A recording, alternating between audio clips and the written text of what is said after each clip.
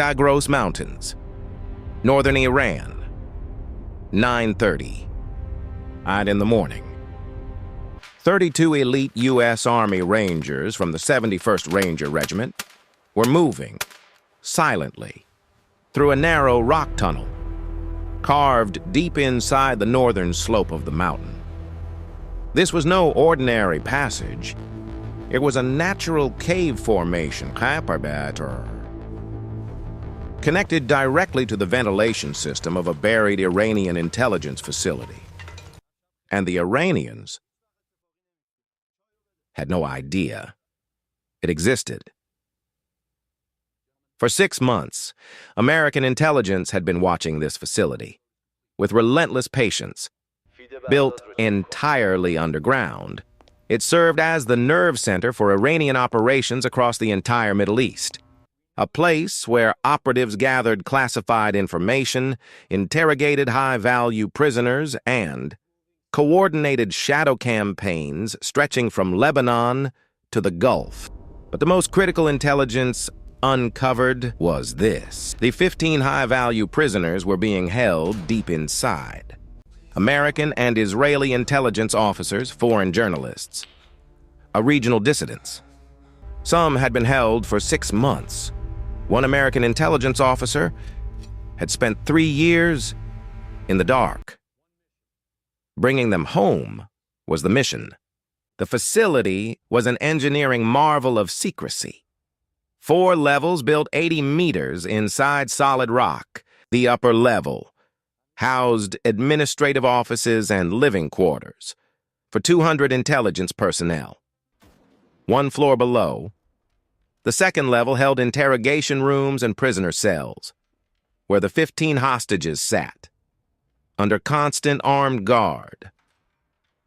Deeper still, the third level buzzed with electronic surveillance equipment, monitoring communications across the entire region. And at the very bottom, the command center and a data center, packed with classified servers. 2 main entrances protected the compound from the outside world. The western entrance, daily supply deliveries, food, equipment, materials, all passing through reinforced checkpoints. The eastern entrance served as the personnel gate. Outside, Revolutionary Guard forces held defensive positions. 40 soldiers on the western approach, 30 covering the east, and 20 conducting constant perimeter patrols inside. 80 armed personnel provided internal security. 20 of them dedicated exclusively to watching the prisoners. The facility commander was confident. The mountain was his fortress. He believed it. Impenetrable. He was wrong. During months of satellite surveillance, American intelligence made a discovery that would change everything. Heat detection equipment identified unusual airflow patterns on the northern slope. Analysts dug deeper. What they found was a natural cave system connecting directly into the facility's ventilation network. Right there. As Iranian engineers had tapped into the cave for air circulation, but never realized the cave itself was a backdoor into their most secure facility.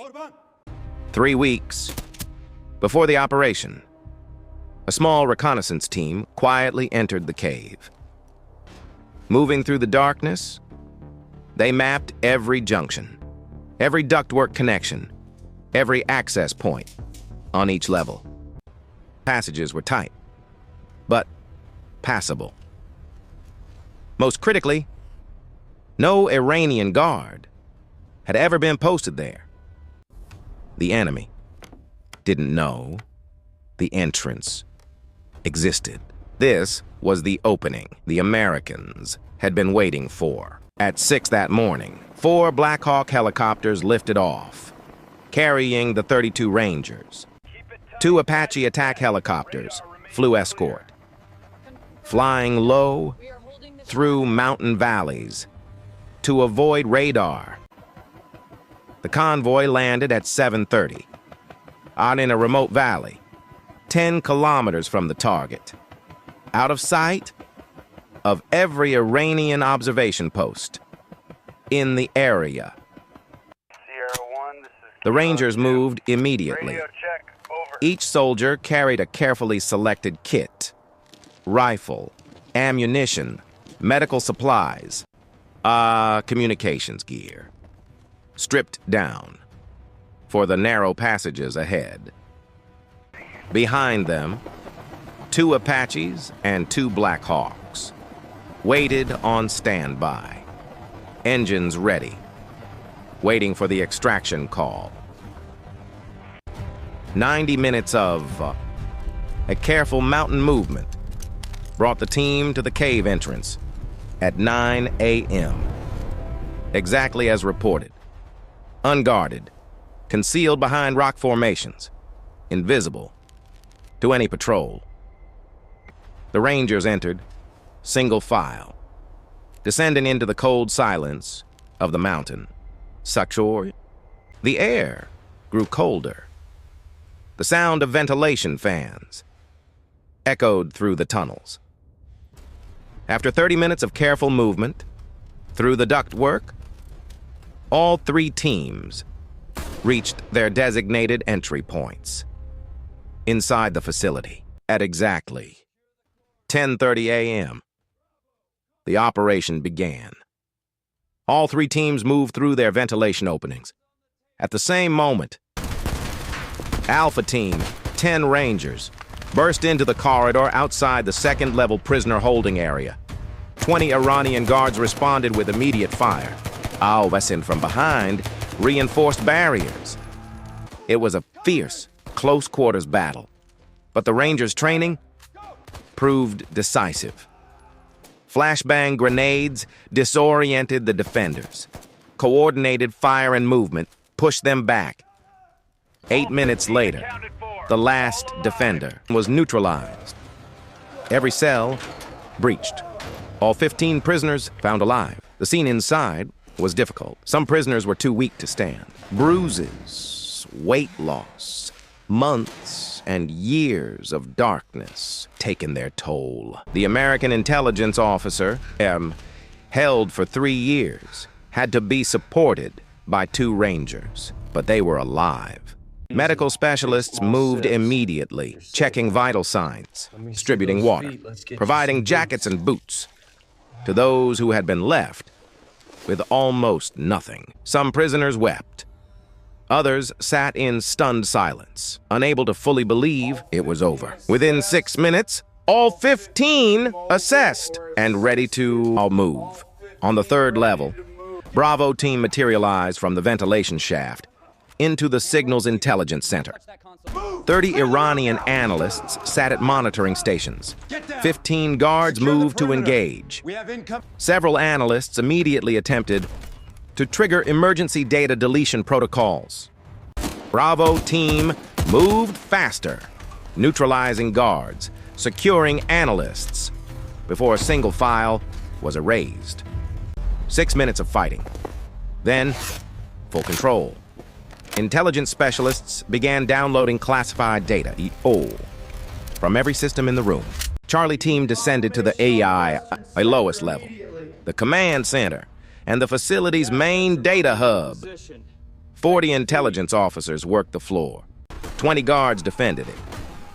When American Rangers suddenly appeared from inside the facility's own ventilation system, chaos erupted. Smoke grenades filled the corridors. Rangers pushed forward, section by section, controlling every angle. 12 intense minutes later, the guards were neutralized, and the intelligence officers surrendered. Charlie team found rows of servers containing operational plans, agent networks, detailed records of Iranian intelligence activities across the entire Middle East. Portable drives began filling immediately. By 11 a.m., all 3 objectives were secure. Alpha Team held the prisoner area, Bravo team controlled the signal's intelligence floor. Charlie team owned the command center. 2 Rangers from Alpha team had already moved to the western entrance, neutralizing 8 guards and securing the checkpoint from the inside. At 11:15, 2 Black Hawk helicopters landed directly outside the western entrance. The Apaches circled overhead, ready to engage any Iranian response force, and the 15 rescued prisoners were brought out first, some walking, some supported, all alive. Within 3 minutes, every hostage was loaded onto the first helicopter. Demolition charges placed throughout the facility. Thermite charges on the servers, charges on the surveillance equipment, charges throughout the command center. At 11:25, all 32 Rangers and the 15 freed prisoners were aboard. At 11:30 a.m., the demolition order was given. Oh, the charges detonated simultaneously. Thermite ignited across all 4 levels. Servers melted. Surveillance systems burned beyond recovery. Iran's regional intelligence infrastructure, years of work, countless operations, an entire network of secrets destroyed in minutes. The helicopters banked low through the mountain valleys and disappeared. Iranian personnel losses, approximately 130. On the American side, 3 Rangers sustained injuries during quarters fighting. All 3 were stable. Most importantly, all 15 prisoners, held for periods ranging from 6 months to 3 years, came home. This has been a USA Breaking exclusive report. USA Breaking. Breaking stories. Unfiltered truth. Negative, Kilo 2. Thermals are clear. Still waiting on the response.